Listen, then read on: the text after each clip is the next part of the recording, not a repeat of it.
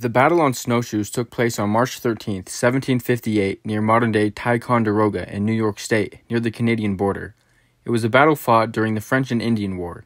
The French and Indian War started in 1754 with some small border disputes between French and British colonists, but escalated in the following years into a full-fledged war involving regular soldiers from both sides.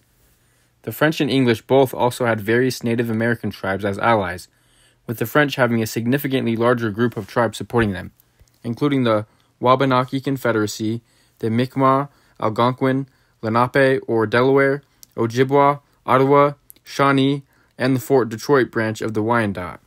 The British Army, having fewer native allies, formed companies of rangers, largely made up of men from New Hampshire, to be their light infantry and reconnaissance unit.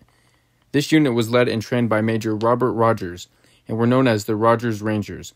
Robert Rogers had made a list of his, quote, rules of ranging that was based on a mix of Native American tactics as well as his own combat techniques. Using these rules of ranging, Robert's Rangers became highly effective guerrilla fighters.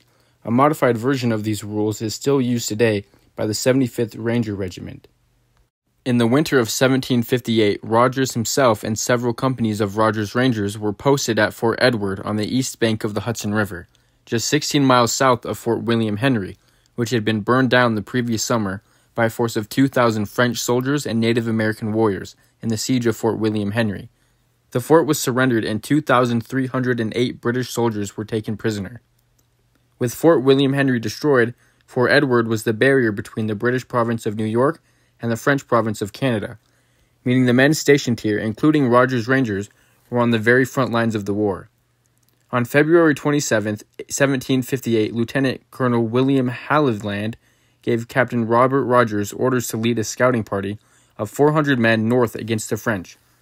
Rogers thought this was a terrible idea, as he believed that the French were already aware of their plans, because in the days before the expedition, 2 British men were captured by the French and their native allies on separate occasions. Robert believed that these men would give away their plans to the French, but the plan was to go on anyways. From March 7th to 9th, the men prepared their supplies and equipment.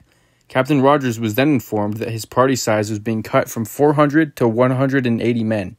Rogers was not happy about this, but knew that he must follow orders. On March 10th, 1758, Robert Rogers and his men left the fort. After 2 days of marching, they had passed the destroyed Fort William Henry and made it to Lake George, where they started hiking across the frozen lake and camped for their first night. On the 3rd day, the advance scouts spotted a dog running across the ice. Rogers immediately led his men to the trees on the bank of the lake and sent out small scouting parties. He was being extremely careful and feared that the dog belonged to a party of natives. But the scouts reported nothing. Rogers was still wary, however, and ordered his men to wear their snowshoes as they were going to push forward through the trees next to the lake. They hiked that morning until they got to Sabbath Day Point, where they set up camp and rested. When the sun set, the men moved out, with Captain Rogers sending out multiple advance scouts, one of them being Lieutenant Bill Phillips. Phillips was just a few miles away from Bald Mountain, which was home to an advanced French post, when he spotted a fire on the east side of the lake. He reported it to Rogers, and it was decided that they were going to sneak into that direction and hopefully take some prisoners. When the men arrived, however, they could find none, so they pulled back to the other side of the lake and set up camp.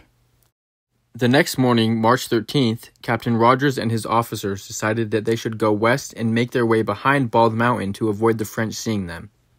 The group put on their snowshoes and headed west. After a few hours of marching, they reached the backside of a ridge opposite of the French outpost. They waited there to avoid any French patrols.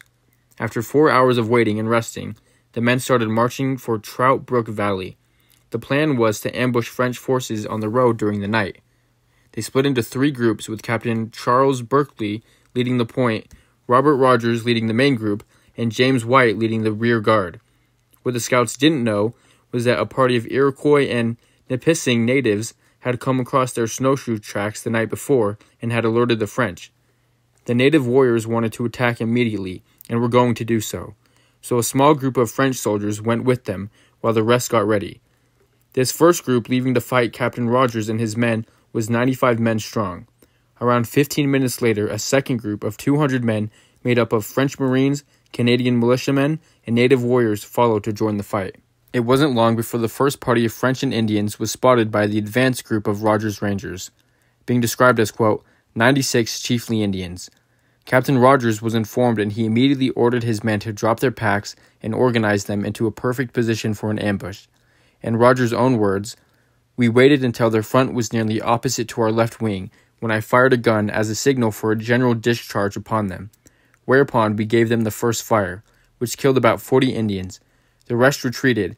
My party pursued them and scalped about 40 Indians in 1/4 of an hour." The battle on snowshoes had begun.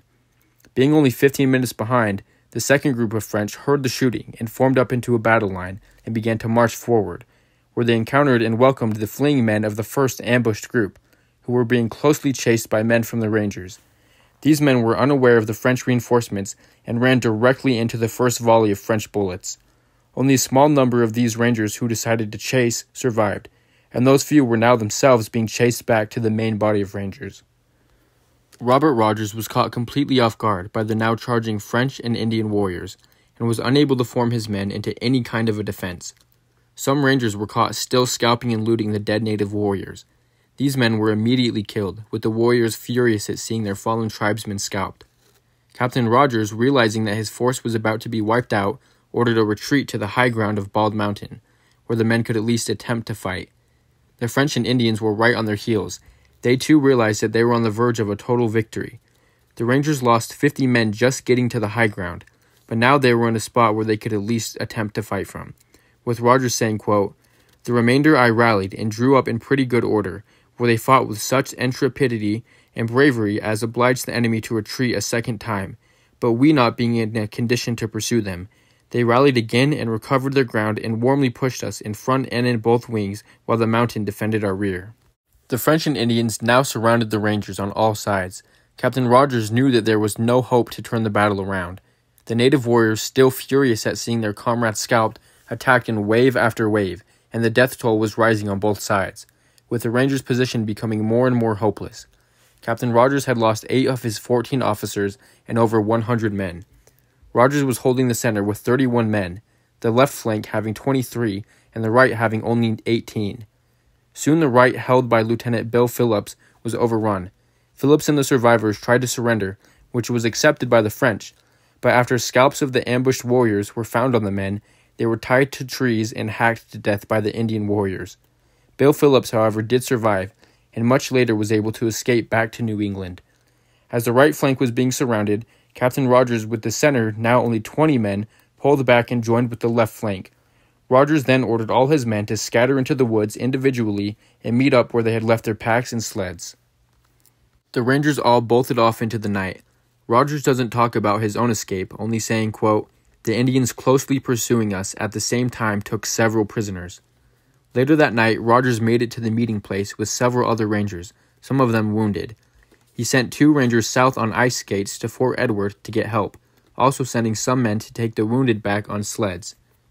The remaining Rangers almost died of cold that night. The next morning, the scouts reached Fort Edward, and 3 companies of Rangers were sent out as a relief force. They met with Rogers' survivors and camped for the night. The next day, March 15th, 1758, the men finally made it back to their fort.